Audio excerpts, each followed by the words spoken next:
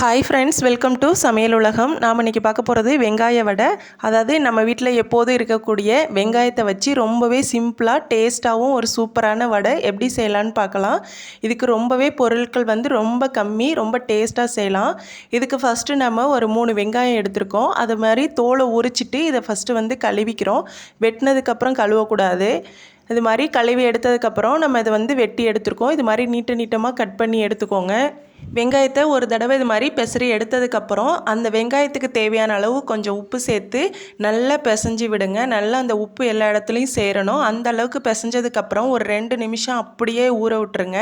அப்போ அதுக்கப்புறம் பார்த்தோம் அப்படின்னா நல்லா ஊறினதுக்கப்புறம் எடுத்து பார்த்தோம் அப்படின்னா இங்கே பாருங்கள் எந்த அளவுக்கு வெங்காயம் அவ்வளோ ஒரு சாஃப்டாக மாறிடுச்சு. அதே சமயம் அதை பிடிச்சிட்டு விடும்போது நம்ம கையிலேயே எவ்வளோ தண்ணி இருக்குது பாருங்கள், அந்த அளவுக்கு தண்ணி விட்டுருக்கணும். இது மாதிரி தண்ணி விட்டதுக்கப்புறம் நம்ம அதில் என்னென்ன சேர்க்கலான்னு பார்க்கலாம். கொத்தமல்லி இலை கொஞ்சம், அடுத்து கருவேப்பிலை நிறைய சேர்க்குறதுனால நல்ல ஒரு வாசனையாக இருக்கும். அடுத்து காரத்துக்கு தகுந்த பச்சை மிளகாய், அடுத்து இஞ்சி துண்டு ஒரு சின்னதாக எடுத்து சின்னதாக நறுக்கி எடுத்துருக்கோம். அடுத்து 1 ஸ்பூன் ஜீரகம் சேர்த்துக்கோங்க.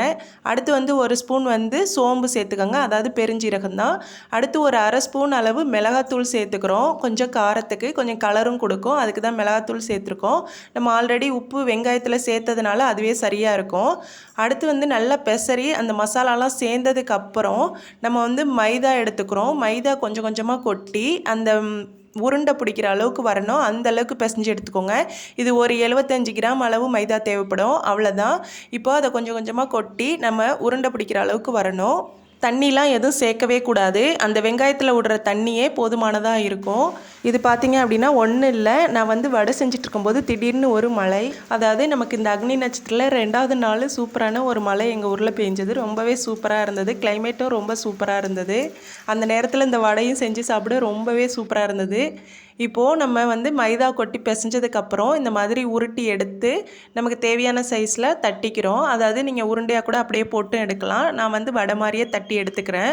இது மாதிரி உருண்டை பிடிக்கும்போது கையில் ரொம்ப மாவு ஒட்டுற மாதிரி இருந்தது அப்படின்னா கொஞ்சம் எண்ணெய் தடவிட்டு பிடிச்சிங்க அப்படின்னா சூப்பராக வரும். கையில் ஒட்டாமல் அழகாக உருண்டையாக நம்ம வடையாக தட்ட முடியும். இது மாதிரி மீதி இருக்க எல்லா வெங்காயத்தையும் ரெடி பண்ணி வச்சுக்கோங்க. அடுத்து எண்ணெயை நல்லா காய வச்சுட்டு ஒன்று ஒன்றா போட்டு எடுத்தோம்னா சூப்பரான வெங்காய வடை தயாராகிடும்.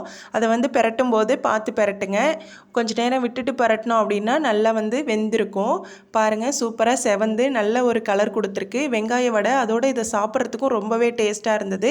நம்ம அடிக்கடி வெங்காயம்லாம் நிறைய சேர்த்துக்கிட்டோம்னா நம்ம முடி வளர்ச்சிக்கு ரொம்பவே நல்லது. அதாவது வெங்காயம் தேய்ச்சி நம்ம தலைக்கு குளிக்கிறத விட இது மாதிரி உள்ளுக்கு சாப்பிடும்போது ரொம்பவே நல்லது. அடிக்கடி இந்த வெங்காய வடை செஞ்சு சாப்பிடுங்க, ரொம்பவே டேஸ்ட்டாகவும் இருக்கும். கண்டிப்பாக செஞ்சு பார்த்துட்டு எப்படி இருக்குன்னு லைக் பண்ணுங்கள், கமெண்ட் பண்ணுங்கள், ஷேர் பண்ணுங்கள். அதோட நம்ம சேனல் இப்போ தான் வரீங்க அப்படின்னா கீழே இருக்க சிவப்பு கலர் சப்ஸ்கிரைப் பட்டனும் அப்படியே பெல் பட்டனையும் அழுத்திக்கோங்க. அப்போ தான் நான் போடுற ஒவ்வொரு வீடியோ உங்களுக்கு உடனுக்குடனே நோட்டிஃபிகேஷனில் வரும். Okay, thank you.